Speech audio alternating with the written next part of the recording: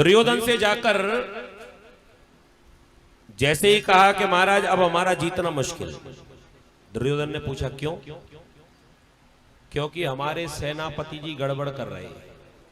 सेनापति कौन है? भीष्म पितामह। क्या गड़बड़ कर रहे हैं? दुनिया जानती है कि बाबा चाहें तो एक ही दिन में पूरा युद्ध समाप्त हो सकता है, फैसला हो जाएगा। इतने बड़े योद्धा हैं, गिनती के 5 बाण निकाल लें और एक एक बाण एक एक पांडव को मार दें, छठवे की जरूरत ही नहीं पड़ेगी। लेकिन हमें तो ऐसा लगता है कि हमारे साथ में छल हो रहा है।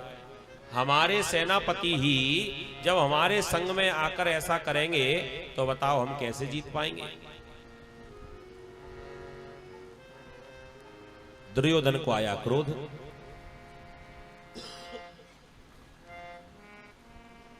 दुर्योधन ने उसी समय युद्ध के बाद जब सूर्यास्त हुआ, रात्रि आने ही वाली थी कि इतने में पहुंच गया संध्या काल की वेला में। बाबा तुमने बहुत बुरा किया मेरे साथ, ऐसा पहले ही बता देते तो फिर मैं तुम्हें सेनापति नहीं बनाता। क्या हुआ? कह दिया खाते हमारी हो बजाते उन पांडवों की हो। ऐसा वो पांडव तुम्हें इतने प्रिय क्यों हैं? उन पांडवों से प्रेम और मुझसे बैर? भीष्म बाबा कहने लगे ऐसी बात क्या हुई, मुझे बता तो सही। दुर्योधन ने कह दिया हमें अच्छी तरह पता है, आप चाहो तो ये युद्ध आगे बढ़ ही नहीं सकता। आप 5 बाणों से ही फैसला कर सकते हो, तो अब देर काय बात की है? आज तक आपने कितने पांडव मारे? एक आध मारा है क्या? हमें तो लगता है कि कहीं तुम शत्रुओं से तो नहीं मिल गए, मेरे साथ में कहीं अन्याय तो नहीं हो रहा, मेरे साथ कहीं छल तो नहीं हो रहा है। भीष्म पितामह को क्रोध आया। दुर्योधन ऐसा तो मैं नहीं कहना चाहिए, मैं धर्म की ध्वजा धारण करने वाला, जिसके पक्ष से युद्ध करूंगा उसके साथ कभी छल नहीं कर सकता। दुर्योधन कहने लगा मैं नहीं मानूंगा, मैं तो तब मानूंगा जब 5 मर जाएंगे, और ये काम तुम्हें करना है, मैं तो तभी मानूंगा। भीष्म बाबा ने कह दिया अगर तुझे मेरे ऊपर शंका है तो मैं 5 की तो जिम्मेदारी नहीं ले सकता, लेकिन हां मैं आज प्रतिज्ञा करता हूं कि कल के युद्ध में 1 पांडव मारा जाएगा। दुर्योधन इतने में ही प्रसन्न हो गया, चलो 1 तो मरा। इतनी खरी खोटी सुनाने के बाद 1 का तो फैसला हो गया, चलो 4 बचेंगे उन्हें भी देखेंगे। कह दिया ठीक है बाबा जी। बाबा ने प्रतिज्ञा कर ली। जब पता चला दुर्योधन के जितने शिविर बने थे वहां तो बड़ी खुशियां छाई थी, और पांडवों की तरफ सन्नाटा छाया हुआ, क्योंकि भीष्म पितामह बहुत बड़े दृढ़ प्रतिज्ञ हैं। जो फैसला कर लिया, जो प्रतिज्ञा कर ली, फिर कोई इनको वापस नहीं बुला सकता।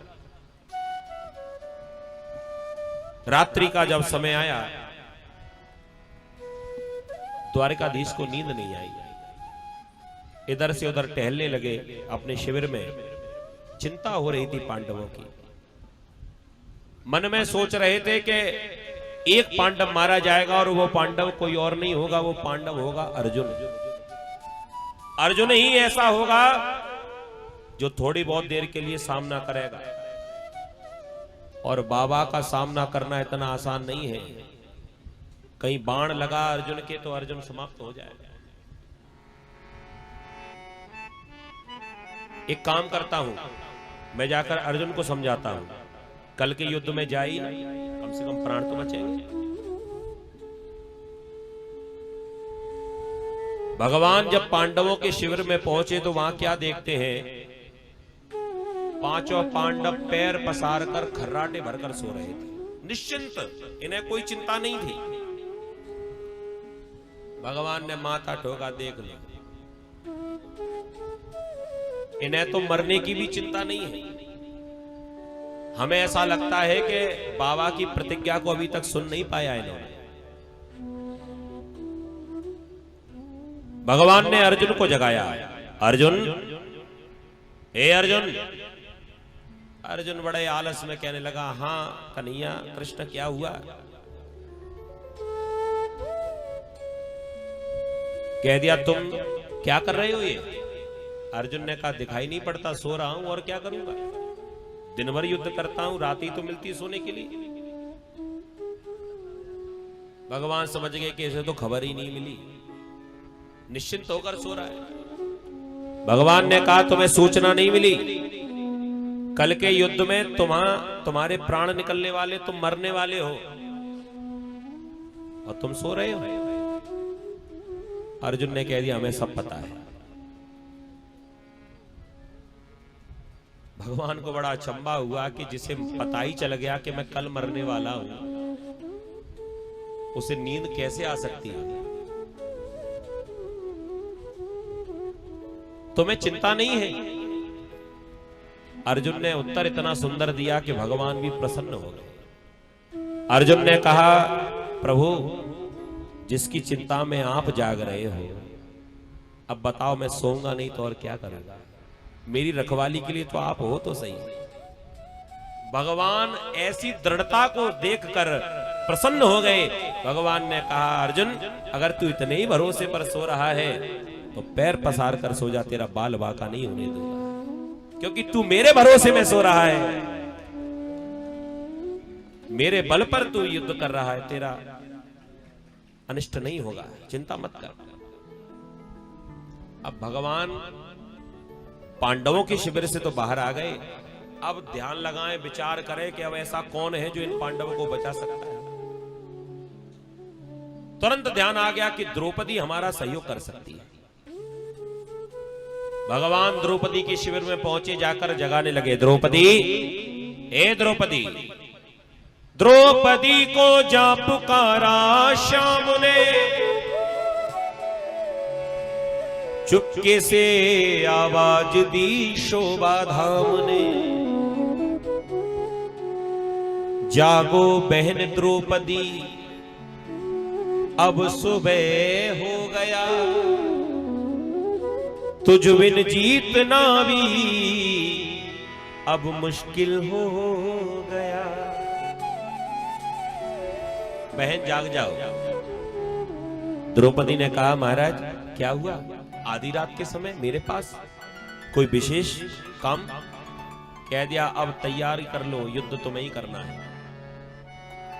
तुम्हारे बिना अब मुश्किल हो जाएगी।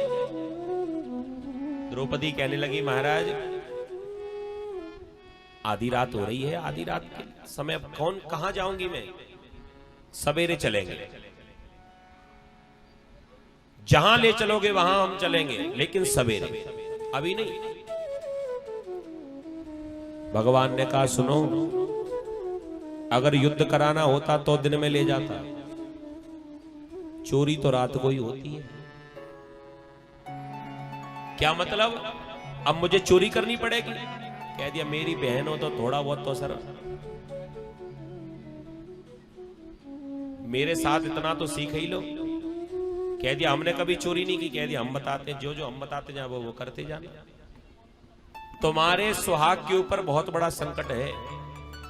भीष्म पितामह ने ये प्रतिज्ञा कर ली है कि कल के युद्ध में एक पांडव मारा जाएगा, और वो पांडव कोई और नहीं, लक्ष्य होगा अर्जुन। अब बताओ,